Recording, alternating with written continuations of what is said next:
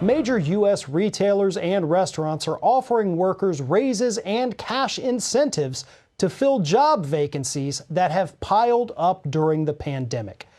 But is it enough to bring low-wage earners back to the industry? Brigida Santos joins me now to discuss. Brigida, which companies have increased hourly wages so far?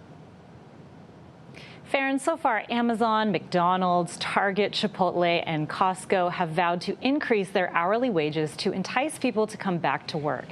While many of these companies earned record profits during the pandemic, those profits obviously did not trickle down to low-wage essential workers who put their health and safety on the line to serve customers. As a result, many low-wage earners have left the industry entirely, so companies are now offering incentives, including higher wages, signing or referral bonuses, and even free sandwiches in some cases in exchange for job interviews. You know, what we've seen over the last year is all these frontline workers like this, these low-wage workers, were heralded, as you know, the kind of saviors of the economy about a year ago. You know, the people working in grocery stores, the people working in restaurants, we were praising them. Then we're telling them, you know, go back to work for these, paltry wages. And then they get mad when they don't want to do it. So it is nice to see that the companies are having to take it in their own hands and raise these wages in order to say, OK, we hear your demands. This is what we're going to do for you. So what hourly rates are these companies now offering?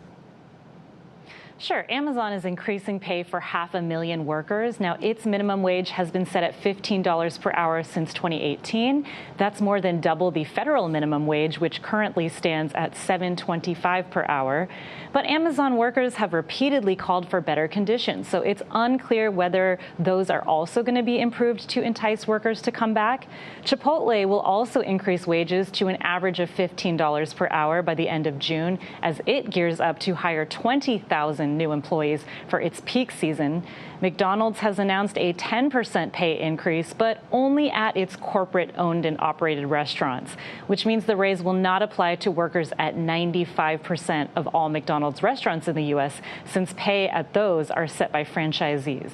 Now, all of these tactics, we'll see. Some may work, they may not work. But if employers truly want to recruit and retain workers, they should provide things like health benefits and paid sick leave.